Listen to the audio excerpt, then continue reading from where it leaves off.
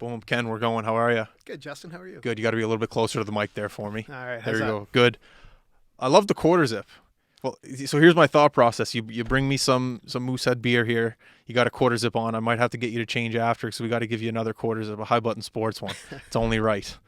But it's a good looking, what it was, Alberta Bears? Yeah, Alberta? Alberta Golden Bears. Well, when I was looking at your resume and I was seeing that you were working with them when they won, how many national championships? Well, I was fortunate enough, me and my good buddy Bill Maher were fortunate enough to be with them for 5 years. Wow. So 2 national championships and 1 silver, and 2 bounced in the first game in the nationals. So that's a story for itself. That's awesome. Yeah. National championships, like what you do, what I essentially was doing in the intro, I was talking about the game of hockey and how smoothly it runs. And when you see it on TV, when you see it in person, it just seems very well organized. But then there's people behind the scenes that make sure that it runs smoothly and don't get enough recognition in my mind. And from what Bill told me, you're one of these people. I guess I'll start the podcast by asking, how did you get involved with the game of hockey? Some people it's their parents, some people it's a cousin. How was the game introduced to you? You know, from the age of novice through Adam, Yeah. there was no doubt in my mind I was going to play in the NHL. I would beg my dad to stay up to watch the third period of Hockey Night in Canada every Saturday night. First year Pee Wee, trying out for Pee Wee A, Okay. in Dartmouth. I was the first cut, and I'm thinking, well, my name's McCormick. That's like halfway through the alphabet. How did they single me out? So then I looked around and I thought, well, if all these kids here are better than me, and Cole Harbour has an organization, and Bedford has an organization, I got to find another way to stay in hockey, because it's certainly not going to be as a player. Yeah. So from there, I still continued to play my house league hockey all the way through, and loved it. Yeah. Got into reffing, which I thought I was going to make it to the NHL as a ref. And I did all my courses and was really dialed in and really, really enjoyed it. And then I forgot to grow. So, that would have been in the era that the fourth line guys were all the fighters and 6 foot, and they don't need a 5'7" guy out there trying to break up fights. So then I just thought hockey would be a passion. I would just try to stay in the game, involved any way I could. And still skate in my gentleman's league, but up and down the ice I can make my turns okay. Just don't put the puck on my stick, and I'm fine. So the love of hockey must have came from, I guess, different aspects rather than playing it. Because if you're still involved with it, and like I said, when I was looking at your resume and the things that you've done, a certain love from hockey can come from anywhere. It doesn't have to be on the ice. Myself, I love the game and I rarely play, but I talk to people that play it. It's a certain love that people can have for it. I didn't ask you this, but where did you think like the love for it came? Because there's a difference between playing it, enjoying it, having a couple beers with your buddy, to, like you said, when you first got here, not sleeping and making sure that everything is set behind the scenes, and that doesn't take just passion. That takes a lot more. Yeah, it would go back. It was definitely for my father. So I grew up when the Nova Scotia Voyageurs were skating both the Halifax Forum and then Scotiabank / Metro Center. Yeah. And I'd always drag my dad when we get tickets. I'd drag him there as early as possible. And, you had free range back then. So for the warm-ups, I would sit in the front row and I would just look at the way the guys warmed up. I'd look at the different gear they had. Like, it was just it was just more than a game to me. Yeah. So certainly with my dad taking me to a lot of AHL games, and then of course, again, watching hockey with my dad, Hockey Night in Canada, like that was Saturday night. You knew where I was. Yeah. And still really to this day. Did your dad play? He, like me, he enjoyed his beer league stuff, and I think I probably outpaced his passion for the game. Okay. But he's 85 years young, and he's still he's loving the new NHL being on now with 156 days of consecutive games. So he's watching it. So, That's yeah. awesome. Yeah. When you come down, when you were talking about the gear there a second ago, and it's much more than a game to you, when you notice the little things, the details about the game, I know exactly what you're talking about when it comes to that. When I was younger, especially, I remember the first World Juniors that I ever really paid attention to, I think, was in Halifax, and that Synergy stick came out. Remember that first Synergy and that silver and that yellow logo? That was the Louisville TPS. Yeah, well, that as well, but there was also a Synergy. Yeah. But those two came out at the exact same time. That yellow TPS, Matt Sundin threw it in the stands. But I know exactly what you mean about the little details within the game that somehow catch you. Yeah, it's a cool little, I guess it's marketing, but it works. Yeah. I want to talk about, I guess, essentially the start of your behind the scenes experience. I know you brought up the Sackville Blazers at the beginning in 1994. Seven. Yeah. Talk about that experience. So I'm going to backtrack for 1 sec. Go for it. Not a plug for my work, but I work in the beverage industry. I work for Moosehead Breweries. Yeah. And when I first started, we were heavily involved in community events. And I knew right out of the gate that I wanted to be involved with the junior B team. So my first year, I was doing the Chester area, and I met with the Chester guys, and the fit just wasn't really right. Nothing against them. But the next year, my territory switched, and I came into the city. And I got to meet Dwight Dempster, who's still with the team, Mark Laprice, who's still with the team, and Andy Conrad. And just hit it off instantaneously. I didn't know those guys from before. And started sponsoring the team and almost just became a hanger-on. So I'd go to the games, kind of mill around the dressing room, talk to those guys. Not a lot of interaction with the players. And then that went from that to I joined the board to help them raise money. And it went from that to one training camp. Andy goes, look, we need someone on the bench. Can you just run... which training camp running the bench, you're just making sure someone's not staying out there too long and stuff. Yeah. So But you're a sponsor at this point. You're just sponsor / on the board. Then just kind of migrated in. Okay. And then they said, look, we need some help. Can you research some goalie drills? And the internet was a little different back then. Everything wasn't at your fingertips. So just migrated on the way from that to assistant coach, assistant GM, and again Dwight Dempster. If you don't know him, he's been with the Blazers for forever. He's still there now. Wow. But he would have given me my baptism into GMing. So he went, and keep in mind, this is when you had to call, kids didn't have cell phones. He gave me every single player who played major midget that year in Nova Scotia. Yeah. So Valley, So Shore, Dartmouth. I called every single one of them. At this point in time, I never watched a major midget game for scouting purposes or anything like that. But I called every single kid. And as you know, you've got the kids that are going to get drafted first round of the queue, and you got the kids that are probably fourth line that are there because their dad could write a big check or whatever. So I'd call, and the parents would be like, oh, you got to talk to his agent. I'm like, talk to his agent? This is junior B. Or it'd be like, oh my God, when's the tryouts? I'm going to be there. And I'm calling them like in the spring saying like, we're going to have tryouts in October, September, whatever it was. Would you come out? But the guy that wanted to go right away never made the team. Yeah. And then of course, I'll never forget, you got to talk to his agent. I'm like, Dwight, do you know how long it takes to call 30 kids off 8 teams? Yeah.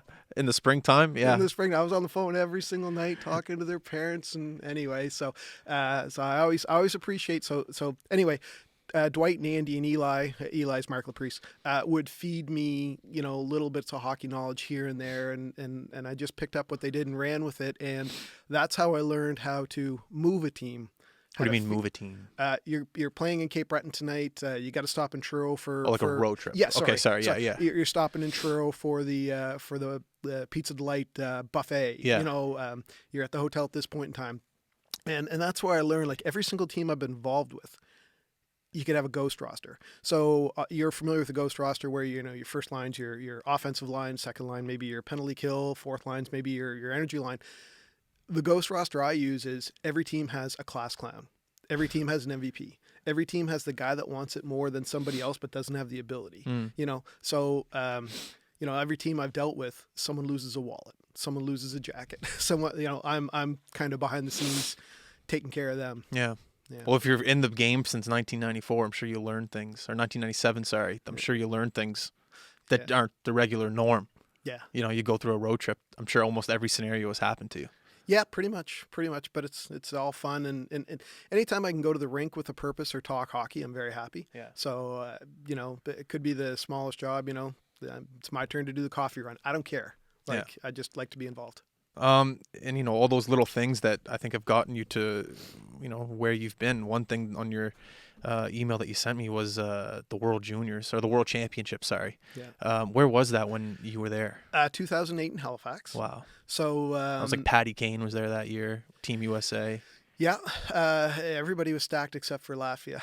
Okay, yeah. So it was funny. I did some work with Hockey Nova Scotia too, just do some coaching and stuff. But I applied, and luckily I got my name pulled. Like I really just wanted to work in team services somehow. Yeah.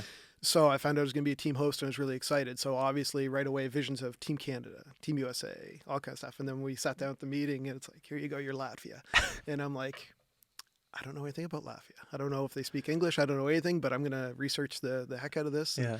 and be prepared.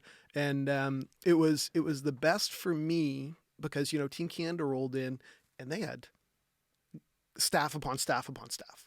They didn't need anything. Yeah. Latvia rolled in with a hacksaw, a skate sharpener, and honest to God, I don't want to speak poorly of them because I love them, but I wouldn't take a novice team from Dartmouth to Sackville with the planning they had.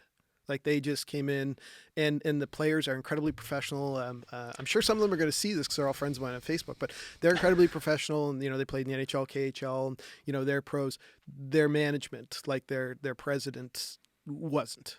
And that allowed me, like I sat in on IHF meetings, I sat in on IOC meetings. Like I punched way above my weight, just because Team Canada would have had 5 different guys for that, and Wow. Latvia just had me. Yeah. So that was neat. And the one thing I'll say about like most of my resume is short-term events. Yeah. So a short-term event has all the pressure of a season just compressed. So, if a guy gets injured in an 82-game season, he misses 3 games, life goes on. If you got a 3-game that's going to determine your fate and someone gets injured or someone gets suspended or someone gets sick or someone's not happy. So my role is basically to eliminate all off-ice distractions so they can perform at their best. And that's the coach, that's the training staff, and that's the players. So anything they need done so they can just focus at the task at hand is kind of where I fit in these different events. Where do you learn these skill sets from? Just years and years and years of practice and making sure that your team is distraction free? No, well, I mean, there's no such thing as distraction free. With the Blazers, again, Dwight and Andy and Mark taught me everything. I've seen everything through them. And then, I did a little bit of coaching myself. Like I was involved in the high performance program and went to a Challenge Cup, on the bench with Dons and Gerard Shaw, president of the Cape Breton Screaming Eagles. Yeah. So I was over my head coaching there. I was pretty lucky. I was coaching high school at the time. The late Tom McKetton was the head coach of my team, good buddy of mine. He passed cancer a couple of years ago, unfortunately. But he was also the director of operations. And I wasn't supposed to be on the coaching staff. I did all the evaluation camps, summer camps, all that kind of stuff. But Aaron Rice, who's coaching Cape Breton tradesmen, he was supposed to be the other coach. Okay. Hockey Canada, he's a rock star. Hockey Canada sent him off to some sort of, and my memory's horrible, but they sent him off to some sort of clinic in Sweden or something. So he couldn't make it. So I probably wasn't next in line. There's probably a couple other guys that are more ready for it than me, but Tom put me in, and because we're buddies, and I just remember being on the bench, and anything I coach, I could tell you if anybody on my team, whether it's Adam, Pee Wee, Midget, I could tell you if they had a great game. I couldn't tell you if somebody on the other team scored a hat trick against us. Like I don't focus on the other team. I know I'm missing a skill. I know I'm not at that level. But sitting on the bench with Donnelly, Don's is like 12, 12, 12, and I'm looking down the bench, I'm like, we don't have a 12. And he's like, no, 12's coming up next shift for New Brunswick. Watch 12. Yeah. Like, and that's when I realized, like, holy smokes, like I'm another level. Yeah, there's another level to go. I'm a cut or 2 below. So, I enjoyed coaching hockey. So that's a long answer to say, how did I know these situations? Like, I coached in, whether it's a Bantam AA provincials or whatever, I coached in mini high pressure situations. So I kind of see the pitfalls that come up. There's always the guy that, in minor hockey forgets his shin pad or again, you're jumping on a charter flight, forgets his passport, like whatever the example is, you just have to be prepared and ready to roll and go with your checklists. And when I do these events, my rule is always I'm the first guy on deck and the last guy to leave. So, drive anybody to the rink at 5 a.m. and shut the lights off at 3 a.m. and wash, rinse, repeat. That's crazy. That was a long answer. I'm sorry. No, that's great. I'm just trying to think of a rebuttal to it. There's one thing aspect, like when I think of your character and I think of your role inside a hockey dressing room, for some reason, the first thing that comes to my mind is like hockey cuts, because I know you work training camps. And, hockey cuts are never a fun thing. There's that awkwardness in the dressing room when a guy's getting his stall unpacked, and sometimes you might have to be the guy to do it, I'm assuming. What's your experience with letting a guy know, hey, coach wants to see you?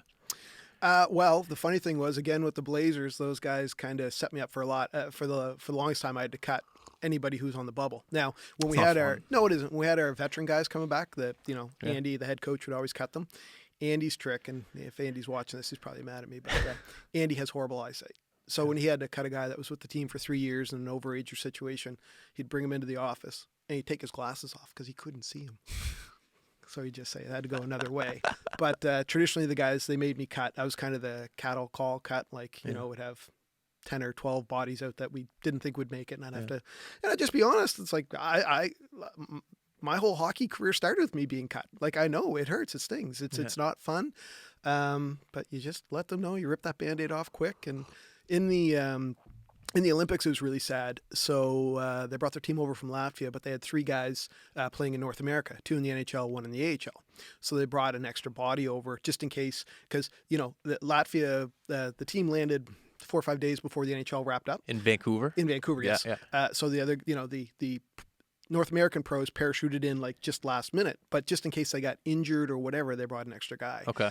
And for whatever reason, he didn't play in Halifax, so I didn't know him from Halifax, but we just started talking. I don't know. I really got along with him, but he got cut. Who's he? I'd have to go on Facebook to look up his name, but he played in the KHL and he played pro hockey in Latvia and all that kind of stuff. But he got cut the day before as the NHL guys, and the AHL guys are putting their gear in their stalls, and he had to get his shit out right away. And so he just comes to me and goes, "Look, I got to get out of here. Can you round up my gear and go?" Which is no problem because the Athletes Village versus GM Place, Hockey Canada 1, I think it was called then, 15 minutes away. So I wrapped it up, but the bus left without me, so I had to lug this stuff all back through Athletes Village. Jesus. Anyway, no, I felt bad for him. We had to drive him to the airport the next morning, and Yeah. it's just you got a roster, you got a number. But that was the worst cut I was ever involved in. Obviously, I didn't deliver the message. Yeah. But you're the guy who gives the sense. You're the guy who oddly enough, whenever I got cut from a hockey team, I'd look at the trainer before I looked at the coach because the trainer will eyeball you, and you just know it's a weird feeling. Can I get a new stick? I don't think you're going to be around Exactly. to use that new stick. Yeah, the trainer has all the information. Yeah. We had Alex Ryan on here, the trainer for the Mooseheads, and he was saying the same thing. How sometimes scouts will go to trainers rather than GMs or coaches because the trainers know the team better than most people, the players and the individual. Yeah. And it's 100% true. You're around them more than anyone. Yeah, absolutely. It's a thing. I want to talk about the Olympics. Just what an Olympics to be a part of. First of all, Vancouver 2010, Crosby gets the winner. Talk about that experience. How did you fall into that opportunity, and what did you learn from it? Absolutely amazing time, thrill of a lifetime. And I'd have to go back to the 2008 World Championship. So I'm working with Latvia there. And, I stay in the hotel with them for 3 weeks. So, and I loved it because Halifax is my town. Being in the beer industry, I know all the restaurants also. Anyway, so I'm having a beer with Maris, the general manager. And he goes, "You know what?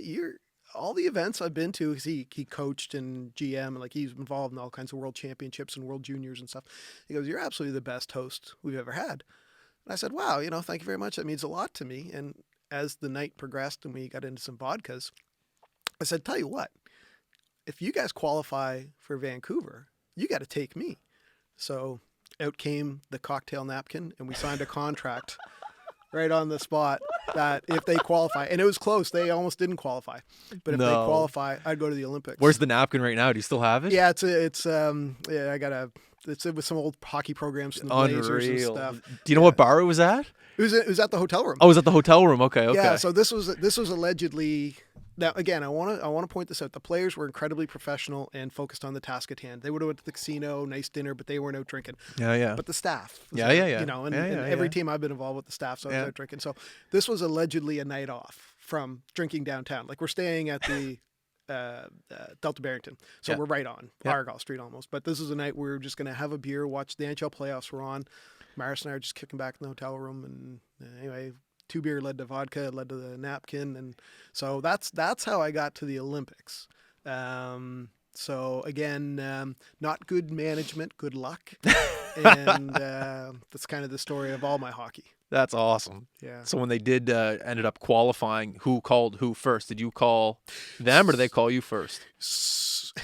God, this is going to sound negative, but they're not the most organized.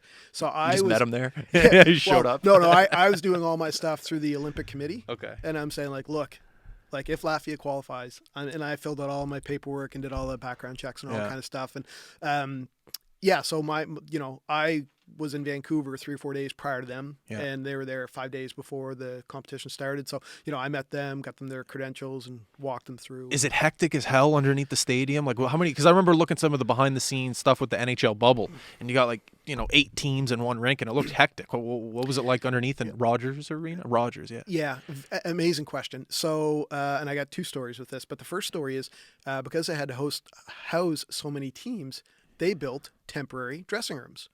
So, if you're familiar with the rink, when you look at it from the front, almost where the gift shop is, they built a makeshift dressing room, training facilities, showers, all this kind of stuff. But it was made out of plywood. Inside the rink or outside the rink? Outside. Really? It took 18 minutes to walk from our dressing room. Again, you're the 12th seed, so you got the farthest walk. Our dressing room to the ice surface. So you think about in between periods. What are you going to do? So Team Canada had Vancouver's room. So they're right there. They're right there.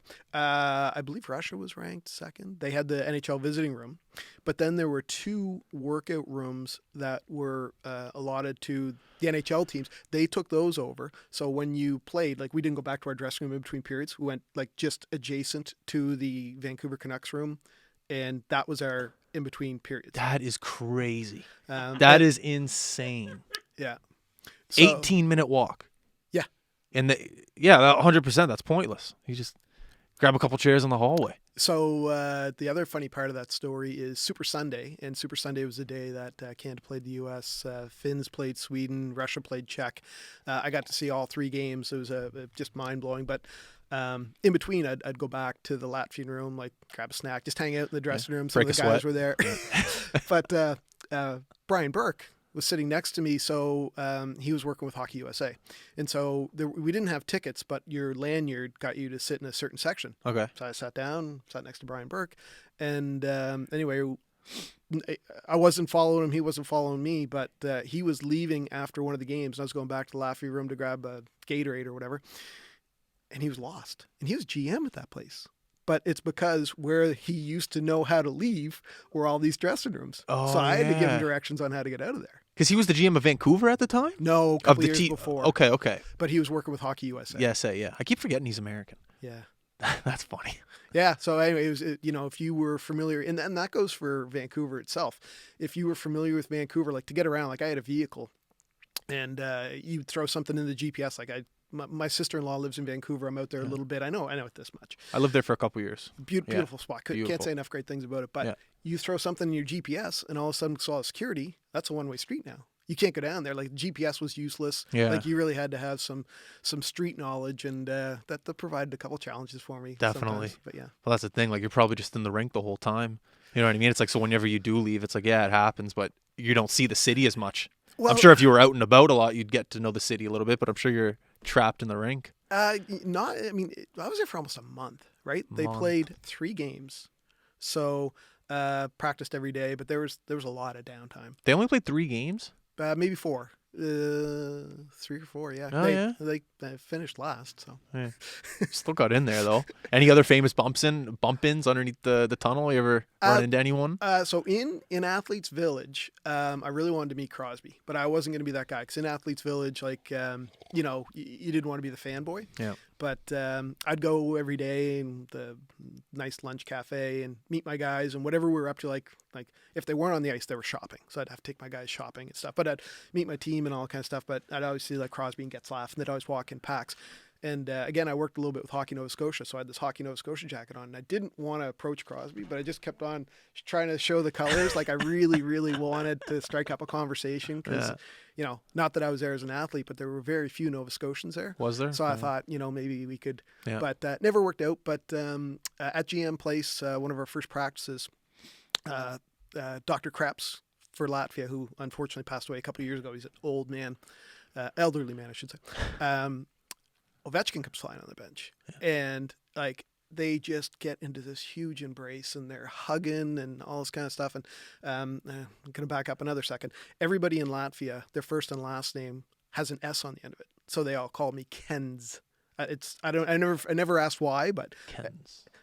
but everyone's name has an S. Okay. Martins, Caspers, all kind of stuff. So anyway, after their embrace, I'm just sitting there going, holy smokes, that's Ovechkin. And man, I knew he was big, but man, he's bigger than I thought. But anyway, the doctor turns around and goes, Alex, meet Kens. And Alex sticks his hand out to me to shake my hand. I'm like, that's pretty cool. That's awesome. Yeah. That's a good one. Yeah. That's the thing. There's so many celebrities, so many all-stars there. You just get to run into anyone. Is it true that there's a McDonald's on the Olympic, what do you call it, campus? Yes. And it's free? Yeah. So the food court had a McDonald's in it. For free? For free. Yeah. You So they also had all over. So McDonald's is a sponsor, obviously. Yeah. Coca-Cola is a sponsor too. And on like I should have brought it in, but the lanyard, like that said where you can go and all kind of stuff. Yeah. There was like a little Coca-Cola tag, and you could walk up anywhere in the rink, Athletes Village, and you could just swipe this Coca-Cola tag, and you would get free Coca-Cola products out of the vending machine. But the coolest spot there was the Chill Lounge, and that's still there today. I don't know what it is, but Athletes Village turned into just housing. It's on False Creek, like it's right on the water. It's absolutely spectacular. Kind of reminds me of Kings Wharf reminds me of a mini Athletes Village. So Kings Wharf in Dartmouth.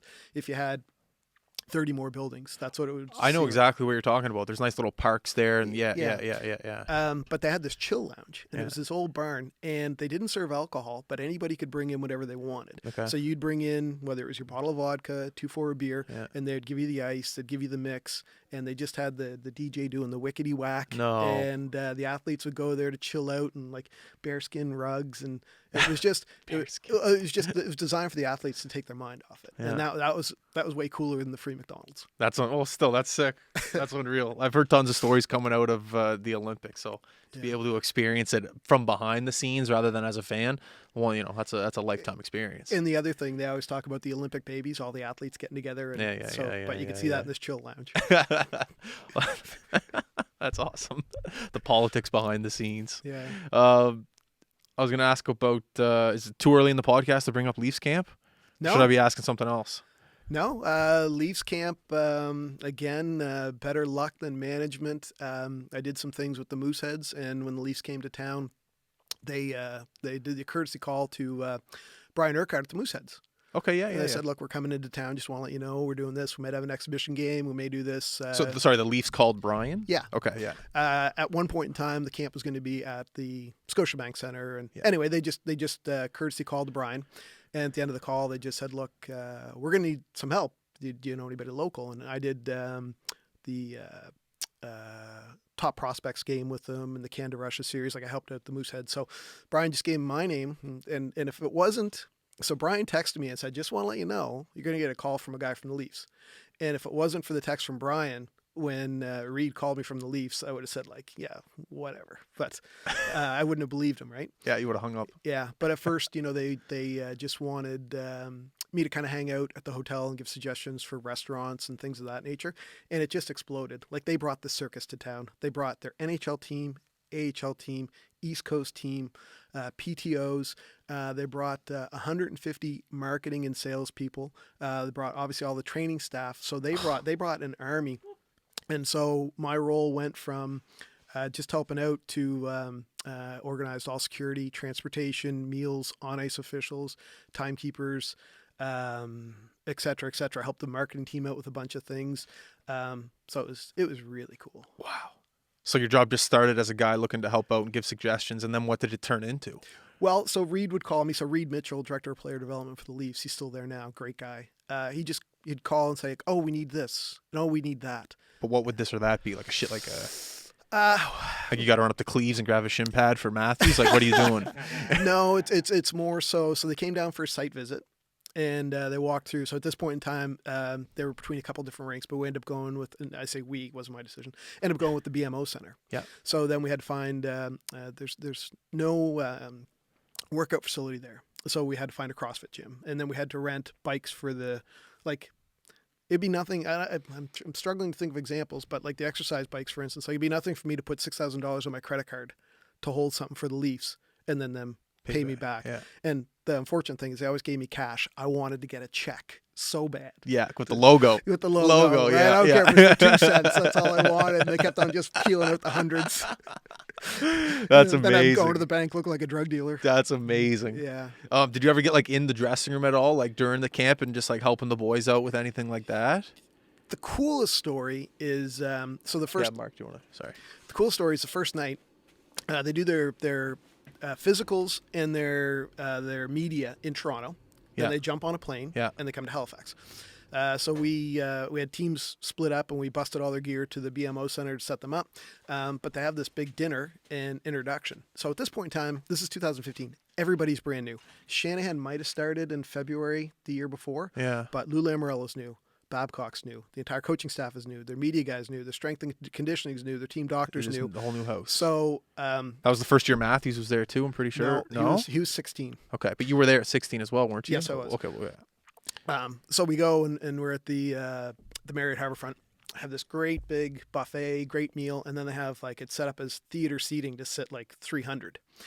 And so it starts off, and I don't know if I'm going to get in trouble for this story or not, but whatever. So Shanahan gets up. And Shanahan, podium, official, we're kicking off camp. And Shanahan's like, this BS has to stop. He didn't say BS. This BS has to stop. There's no more excuses. We're moving forward. We got you the best team doctor. We got you the best GM. We got you the best everything. You're going to perform. No more excuses. I promised Lou I wasn't going to swear, but effing, straighten up and fly right. So that was pretty neat. Wow. And then Lou gets up there. And Lou is... The entire organization is scared to death of Lou Lamoriello. Okay. Everybody's scared. Like when they did their site visit, there was still an image of Phil Kessel on BMO Center. And they're like, holy shit, you got to get that down before Lou sees it. Because he was traded at that point in time. Right? Really? And anyway, so Lou's a detail guy. And Lou gets up there and he talks about making the proper choices and social media is evil. And get off Tinder, Bumble. Yeah, stay in the moment. You can ruin yourself with one tweet and all that kind of stuff. Yeah. And then Babcock gets up there, and Babcock's like, all right, guys, we're here. There's no excuses. We're going to do this. We're going to, best power play this, and goes on. And then they called me up. What? Well, because I'm like... No offense, but why? Well, that's... Okay, guys, so if you want your deep sea charter fishing, come see me, sign up. If you want to go golfing, come see me, sign up. You need a vehicle, we're going to be at the front door. We can take you anywhere, 24-hour access. Come see me. So... Wait, did you get up on the stage that they were all on? Yeah. So they're going to like make the right choices, do the right things. Okay, now here's Ken. He's going to make sure you guys have some fun. Well, in the real part of the story is, when Shanahan took over, he wanted to change the culture. He wanted to change everything. And he said, training camp cannot be in Toronto. Yeah, I get that. So, other teams go to Europe, things like they had a bunch of different cities on. Yeah. They went to Newfoundland last year, 2 years ago. Yeah, and Niagara Falls, and they were supposed to go to PEI this summer. Or, sorry, not the season we're in right now, but the last season when COVID kind of... Oh, yeah. Would you have been there if... Potentially. Yeah. There was conversations, but... Anyway, I lost my train of thought. Oh yeah, so Shanahan wanted to change culture, and then Babcock is a big, like, obviously guys aren't out drinking, but he wants guys out, golfing, getting together, deep sea fishing, enjoying a nice restaurant, just taking in what the city has to offer, not just be stuck in their hotel room. So they really wanted a functional training camp. So I booked all kinds of golf times at Glen Arbor and Brunello, and booked a bunch of deep sea charter fishing tours, which awesome. They all got gobbled up. So yeah, that was pretty neat. And then the second year in 2016, when they came, it was the World Cup. So they had 8 players not there. Babcock wasn't there. Andrew Brewer, their video coach, wasn't there. Brian Papineau, their equipment manager, wasn't there. So it was a much different feel. So I booked all the same charters and deep sea fishing. Yeah. And they're like, junior guys and PTO guys. Yeah. And they're like, okay, well, it's going to cost you $200 by the time you rent your clubs and your cart. And so the NHLPA, they're not allowed to pay for this. The players have to pay on their own. Oh, so the NHLPA, they pay for they provide a breakfast, they provide a lunch, and then they give them a per diem to eat out in the evening. So, I remember, I don't even know who the kids are, like some kid in the OHL, whatever. And he's like, yeah, I want to golf. And so I signed him up and I said, just be prepared to pay when you get there. It's gonna be, oh, I'm not gonna do that. Like Yeah, I'm not signed. they went to movies. Like we Yeah. would drive them to Yeah. Park Lane to go to movies, Yeah. which is great. But yeah, year 1 and year 2 were totally different vibe. Yeah. That's crazy seeing the behind the scenes aspect of it all. Yeah. Just seeing a guy who's signed who's a millionaire and then a guy who's in the OHL who's just trying to get signed. It's like, I'm going to go to Subway for lunch. I'm going to go to the bicycle thief. It's just seeing that different. Well, so Leo Komarov, great guy. Yeah. So he wasn't there in 16 because he was at the World Cup. The visor, right? Yeah, Leo, yeah. So anyway, season pro, lots of contracts. The boat charters I rented to go fishing, like $2,300 for 12 guys. And anyway, he missed out. Like, there's only so many boats. He missed out. He's like, get me another boat. Well, I said, well, it's $2,300. And I meant like, you round up a posse and we'll get you a boat. And he's like, yeah, I'll spend $2,300 to go fishing for you afternoon. I'm like, not per guy, per boat. Ugh. Like, some of the money was It's just nothing. $2,300 is a suit for these guys. Not even. Yeah. But anyway, they're all really nice and really polite, and it was cool. That's unreal. That's a great story. Yeah. The Leafs camp. I want to bring up winning national championships. I know we talked about it at the very beginning, but I love talking about a group of guys that come together and win something. Yeah. Being around that, being close to the environment. What's the one thing that you took away from essentially a group of winners? Winners are prepared. Okay. You focused on task at hand. Like when the Bears, when we go to a national championship with the Bears, they always say it's a business trip. And, they're student athletes, and student comes before athlete. So when they're not on the ice or doing video, they're studying. It's purely a business trip. And, what's the old football coach? Act like you've been there before. Yeah. Like that's. Yeah. It's a good point. Yeah. It's a rare, we'll get guys on here with the podcast that win something, and it's the common trait is, I remember when we said it with Nate here, we say it with a lot of guys, it's just a good group of people within the room that know their role.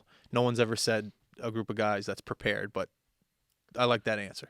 Good group of people that are prepared, but that also know their role. And that's a rare thing in today's world, especially with a young group of people where the ego comes into play, where a lot of guys think they're the man and maybe you're on that third, fourth line role, but those guys that are able to settle into their role and help the team win, it's a beautiful thing. Well, that's always, going back to the Sackville Blazers, we always had depth. Dwight was a master of signing guys to junior C cards. So we'd have practices in February. It looked like tryouts. We'd have 30 guys out there. Yeah. But it was always to save us when a guy got injured, when a guy's girlfriend broke up with him and he didn't want to play, or whatever the scenario was. We just had that depth. Yeah. So, again, everything I learned you could trace back to the Sackville Blazers. Talk about your minor hockey experience there. Coached Pee Wee Rec for my nephew's team. Coached Bantam Double for my nephew's team. Coached Midget Minor with Dave Marsden. Do you know that name? I know And Matt Graham. Dave, yeah. So he might have coached me. Yeah. Dave, was he a junior B coach for the Ducks? The Ducks, and then Port Hawkesbury. Yeah. So Dave Marsden still holds the record for the most penalty minutes in one stoppage of play in a Maritime Junior A game. How many minutes? I don't know. But so I don't know how well you know Dave, but Dave used to be a very, very large man. Now he's slimmed down. Has he? He's a new guy, but we'd travel on the road, and he'd always want to stop at Wendy's. And he'd go, I don't blame him. What do you do? I want the combo 11. And you hear the pause. Sir, it doesn't go up to 11. It's a 5 and a 6. Figure it out. All right, Mark, you're killing me in the mic. That's amazing. Yeah. Oh God. I know Dave. Yeah, I remember there was a funny story. I had a buddy. He was a goalie for Junior B, and Dave was his coach. I'm pretty sure. And he said there was a couple funny stories coming out of that dressing room. I remember he told me a story about he recruited a guy from, it might have been the Blazers. I'm not going to say his name. And he used to fight everyone. And then Tommy said when this guy walked in the room, remember the scene of a semi-pro where Monix comes in and everyone hates him? It was just like that. Like he walked in and Dave goes, a lot of you guys have probably fought this guy or been slashed by him, but I think he's going to, add a real, depth to his team. And then he walks in the room and it just goes dead silent. And Dave's like, here's a guy. There's some funny stories coming out of there. Junior B is it's a special league. There's something about Junior B. I got a lot of buddies that play Junior B, and there's something about it that's just special because it's that mix of you can have fun, but there's also that mix of you have the ability to win with a good group of players. I find in junior A there's a little bit more politics, and you don't really get to choose where you get to go. But I feel junior B there's a little bit of an aspect of if you have a couple buddies on the team, you can get traded there. I don't know. I've always admired that league for that reason. It's more of a family rather than a business. And you can get a decent education as well, too, right? So you traditionally have 2 games of practice, some weeks 3. Playoffs was always hard, Yeah. so it always fall right around midterms. Yeah. But you know, like if you're playing junior A and you're taking a full course load, you're a special person. Junior B, you can get away with full course load, and you know, so we had guys that certainly could have played junior A no problem, but you know, had other thoughts. They weren't chasing the dream. Yeah. There's we were out in the East Hants game this year, and Connor Hurdle was telling me there's a guy who played in like the OHL a couple years ago and just goes to Dal now because he wants to take education serious, and he's on the team and he's just unreal. So there's definitely some things that you can fall into, or some players that can fall onto a team. It makes it interesting. Well, we never did our team photo until the last February because we're the trickle-down league, right? Exactly. So the Q, whatever their trade deadline is, December 31st, then Junior A, January 15th. So we would have guys based on their age. So, you know, obviously playing in the CHL as a 16-year-old, you know, they're building for your future. Yeah. All of a sudden you send them down to the Maritime Junior A League. That's not a 16-year-old league or 17-year-old league, right? Yeah. So we would have guys that would flush right through Junior A and come to us that would be absolute rock stars. Yeah. But just Junior A was basically a 19-year-old league, and real tough for them to fit in. And there's also one year too, which was real fun. Junior A, and I can't remember what the years all jumble up to me, but Junior A really wanted to do away with fighting, and so they only allowed 1 fight and you're gone. Well, we still had 2 fights. All of a sudden, we were a tough league. We were way tougher than Junior A. Absolutely. And agreed. There were some crazy nights. Yeah, well, in the Sackville Arena. Love that barn. Yeah. I remember Junior A, we had a game there. I used to play out at the Sportsplex, but we had like a community night, and it was in Sackville with the Marauders. Yeah, I know the story of why that happened. I can't remember the names, but one of the there was a coup to try to get the team to move from the Sportsplex to the Sackville. arena. That would have been the fans. There was probably like 2,000 people in there. Yeah, maybe 1,000. Well, they get a lot for high school hockey. And do they? Too. Yeah. Oh, it was a great. I don't remember. Anyways, I bring up the story because in Junior A you don't have pregame skates. Like you don't have an afternoon skate, but there was no one on the ice at noon there. And it was my first time ever. I think I was a 20-year-old actually, and it was the first time I ever had like a pregame skate, and I kind of felt like a pro. It was nice. And then when we get to the rink, you know, there's 1,000 people there. It's a smaller barn, so it feels like there's 10,000 in there. Yeah. It was just one of my cooler experiences playing Junior A hockey in the Sackville Arena. It's a lot of fun. Good community. Yeah, for sure. A lot of fun.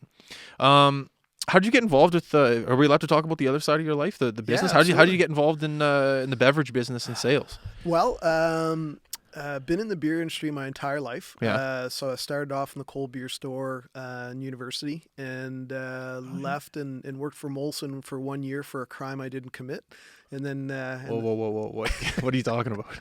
That's a Cape Breton joke. No, I worked in the drive-through at the cold beer store. Absolutely loved my experience and wanted to get into sales and wanted a little something more. Okay. At that point in time, there wasn't something at Moosehead, so I jumped over, worked for Molson for a year, and then a position opened up at Moosehead, and I came back. Nice. And this April will be 25 years in the beer business. Wow! Congratulations. Well, thanks. On a full-time basis, plus a couple of years in the cold beer store, a year with Molson, a year as a summer sales guy with Moosehead. So my entire adult life, I've been in the beer business. Yeah. Absolutely love it. I mean, I beer or hockey. I'd take either one. Goes hand in hand. So beer pays my bills, and hockey is my passion.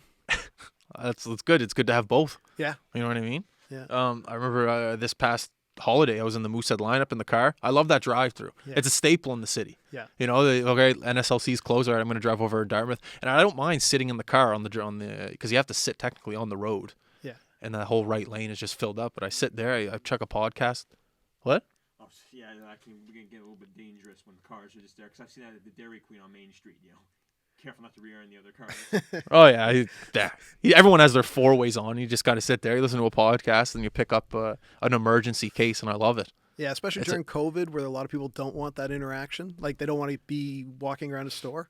The guy just stay in chucks your it. car. Yeah, so that's a guy that's a guy who I always thought deserved a big tip. Like that, because you don't usually tip at the liquor store, but you know, if you're picking up a case and a guy's chucking it in your trunk and he's just outside in the cold, I'm gonna give that guy a 20% tip. You know, why not? Yeah, nice. And it's really convenient. I used to landscape at that property, actually. Oh yeah. When I was younger, I used to mow that lawn. It was Okay. one of our last stops of the day because they got that big hill down at the very end. Not the hill, but By the duck pond. by the duck pond, yeah. Yeah. And I remember one day I got in trouble because it was all wet, and I took the not the walk on, like the drive on down there, and I got it stuck, and I'm chucking it in reverse. The mud's just going. I got in trouble a couple times on that machine. Yeah. I wanted to I wanted to know if you had equipment story. I love equipment. I love the behind the scenes aspect of a panicked equipment story, if you know what I mean. I know exactly what you mean, and anybody who knows me, plays hockey with me, that's watching this is going to laugh because I have literally about 10 different, like between shells and gloves and Screws. I match all the time, and anyway, they all make fun of me. I look a lot better than I play.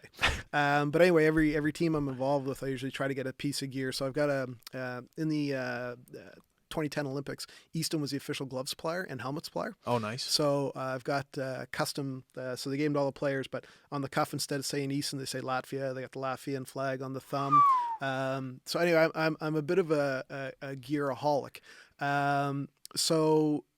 Stories that kind of, I think I'm pretty well versed in my gear. Like I know what's going on. Yeah. But one of the things that bit me in the bum was during the 2008 World Hockey Championships, I never knew about thicker steel.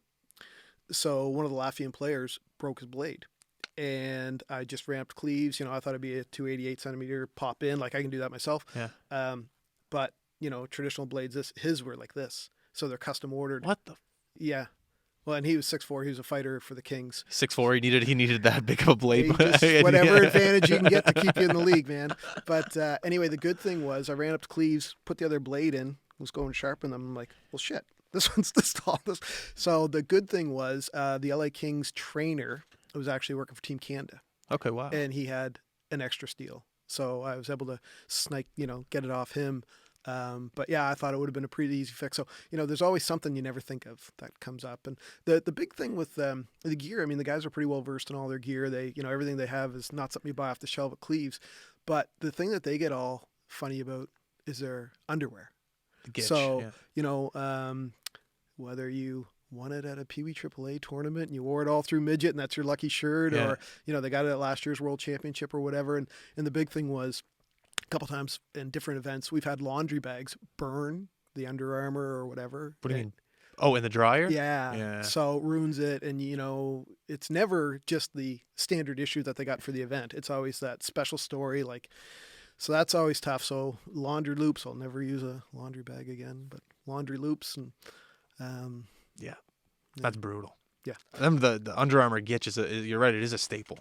You have that custom thing because some guys like it a little bit lower. Some guys like that, like maybe a little bit higher, almost like a neck guard. Like it is a custom thing that makes you play a little bit better. Yeah. I got two other gear stories too. So, in Vancouver, the starting Latvian goaltender had a custom mask done. Nice. And Purelator, I believe, was the sponsor. Anyway, it got sent by Purelator, and it got sent to Athletes Village. And Athletes Village, like I say, it was like 45 buildings. I spent every waking moment, if I wasn't doing something for the team, tracking this down, and I found it the day before their last practice. Where was it? Just kept on. I don't know. It was in the box. So I got a picture of it new in the box. I'm holding it over my head like it's the Stanley Cup. Like when I found that thing, you couldn't kick the smile off my face. But anyway, it took literally about 4 days to track it down, and he wore it one practice and didn't like it. It's like, no, can't wear that. And the other one, in the IOC and in the IHF, they're very particular about the size of logos. So whether I've heard that. the Bauer or whatever, so big. So, going in after that last practice, the gear police come down on our goaltender. And I mean, we all know stories about goaltenders. Goaltenders are a different breed. Very particular about their gear. And his logos were too big. And I'm walking down the hall. He's outside, like almost in fisticuffs with these two guys in suits, saying like, F you, in very broken. Yeah. F you. I wore these in last year's World Championships. They were fine. And they're like, no, your logo's too big. Anyway, so the head coach comes out and goes, Ken, you just got to deal with these guys. So what'd you do?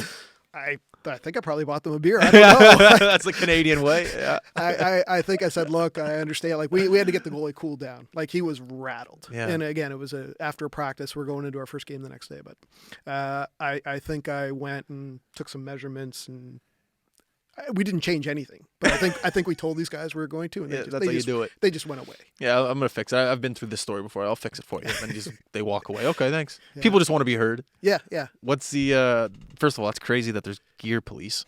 Yeah. What's the third story? Maybe I only had two. I had the skates, the helmet, and the pads. So that's it. Oh, was that three there? Yeah, I can't. yeah. I'm not a numbers guy either. No worries. My bad. No, that's amazing. How much time are we at, Mark? 53 minutes. Holy smokes! See, I told you an hour would come like that. That's unbelievable. Can I see the ring? Actually, I just wanted. Can you? We'll hold it up for the camera. I'm not gonna put it on. Don't deserve it. So, my real role with National championship. Showing that on one, Justin? Whatever he is, I think two. Oh, two. Okay. Oh, yeah, there it is. Yeah. You got it. Yeah, you can see it. Kind of. So my real role with the team is kind of team host, but I'm also part-time scout. Okay. So working the Order of Hockey in Canada. That Yeah. was the event where Lemieux got the trophy, and it was 2016, the big gala in golf. I ran security and transportation, and it was pretty neat that. Well, I shouldn't say neat. There was a bunch of screw-ups with the flights coming into Halifax. Somebody's flight was delayed. Yeah. So I had guys on my team running transportation that have been there all day waiting for flights that didn't come in. So later in the evening, being the guy that doesn't sleep, I said, I'll take the night shift. Don't worry about it. And I got to pick up Sean Burke. So Sean Burke, played with the Devils, ran the Spangler Cup team for. Okay. Yeah. So just me and him driving back, and he goes, "Wow, this Halifax is pretty nice. My kid just finished his junior career. I think I might try to get him to play out here." And I'm like, no. We got to get you to Alberta. Got to get you to Golden Bears. So scouts. Little scout there. I signed one player. I signed one player. I love the business of hockey. Yeah. It's an interesting how you can just, as long as you're a good guy, you're in a good city, and you have a little 2 cents to put about something, you can get a guy wherever you want to go. Yeah, I thought I lost him driving across the bridge because he's like, "Wow, this is pretty cool. Halifax is nice." It is a great little town. No, you want to stay in Edmonton. Oh man, see, I wish like the World Juniors would come back here. Something like it's just such a great town for an international. Like when they canceled the Women's Worlds this year, like that, it's such a bummer because it's such a great host city for an international tournament. It's going to take place this year. It's probably going to. I hope fans are coming though. I don't think it will. I think it's going to be in a bubble. Because sorry to interrupt you, but we could sell out a Germany Czech game. Yeah. No problem. I don't know if you could do that anywhere else in the world. Well, it's funny as you say that. I was looking up to try to get some notes for in case there was dead air today. And when I looked up Latvia's only win in the 2008 World Hockey Championships, I looked up the score, but there was 9,000 people there. Wow. And it was oh God, where are my notes? Who'd they beat? They beat someone to stay to not get relegated. Latvia did? Yeah, and that was so cool. We walked out of the rink. There were 400 Latvian fans. Latvian fans came to Halifax. Oh, in droves. No way. Yeah, there was 1,000. It was very well documented that Team Canada was obviously the go-to. Yeah. But they were the second favorite team in Halifax. I didn't know that. Yeah, so we came out after winning. We came out the Brunswick side doors. Yeah. And there's all these Latvian flags and all the fans and high-fiving and stuff. But That's awesome. Just because they didn't get relegated. That's wicked. I heard some great stories coming out of that. It was Slovenia, sorry. It was Slovenia. They beat 4-1. Okay. There's two powerhouses. When you say like 9,000 people were at the game, I heard some funny stories about that tournament, how the ticket guys, Halifax, everyone knows everyone. There'd just be some games where I'm not like shitting on the 9,000, but they just look another way and be like, "Oh, you're Dylan's cousin, yeah, go for it." And you just walk in. Never happened at the Canada games, but like there were times where the ushers, what are they called? The ticket people? Yeah, sure. Ushers? Before the electronic thing. Yeah, before the electronic things. Like mixed with the paper. Yeah. On the previous podcast, I think it was Quake. How he. Yeah, Quake and his dad, exactly. Yeah. Because he pulled the tickets, so he couldn't tell. So they had this actually was for the Canada game. I'm pretty sure so Canada played like 2 games back to back, one day then the next day, but they had their tickets from the day before. So essentially, when they went the day before, the guy didn't really rip it; they just folded it. But it said Canada versus, let's say, the first day they played Germany, but the second day they played at USA. So all they would do is kind of hand their ticket in and kind of cover Germany, so it just looks like Canada versus, and they just kind of quickly go through the guy. Yeah. But apparently there was just a bunch of stuff during that tournament that people could have just snuck in and watched, which I love. I love the amateur ability about that. I don't know if that's a word, but So I don't know where we are for time, but I got a funny ticket story. oh, go for it. All right, so out in Vancouver, so all the Latvians wanted to do when they were on the ice was shop. Style people. Yeah. So because the Olympics took over GM place and called it Hockey One. They shut everything down. There's no box office. There's no place for me to leave tickets for you or anything like that. Oh, yeah. So I'm not going to say his name. We're friends on Facebook. He still plays professional hockey in Latvia, but he is a real ladies' man. He basically combed the mall, and he went in and he found like the prettiest girls and gave them tickets. Okay. Promised them tickets. Didn't give them tickets because he didn't have them on him.